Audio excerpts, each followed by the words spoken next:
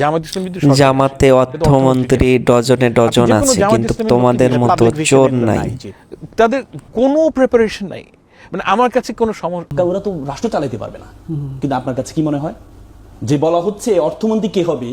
বাংলাদেশের ইতিহাসে ভিন্ন অর্থ সিস্টেম পদ্ধতি চালু করেছে জামাত ইসলাম, যেখানে বাংলাদেশের গড় বাঁধা যে অর্থ ব্যবস্থা, সে অর্থ ব্যবস্থার বিপরীতে একটা ইসলামী অর্থ ব্যবস্থা কিভাবে চলতে হয়, ইসলামী ব্যাংকিং সিস্টেম কিভাবে চলতে হয়, সেটা প্রথম তৈরি করেছে জামাত ইসলাম। এবং সেটা যখন সফল হয়েছে, সেটা থিওরি গ্রহণ করেছে প্রত্যেকটা ব্যাংক, এবং শুধু বাংলাদেশ নয়, আমেরিকা পর্যন্ত এই থিওরিটা গ্রহণ করেছে। জামাত ইসলাম যে অর্থ ব্যবস্থা চালু করেছে, কোথা থেকে পেয়েছে? কারণ Quran is each and everything in the holy Quran. কারণ জামাত মনে করে তারা ক্ষমতা আসলে কোরআন হবে তাদের সংবিধান। কোরআনে কি নেই?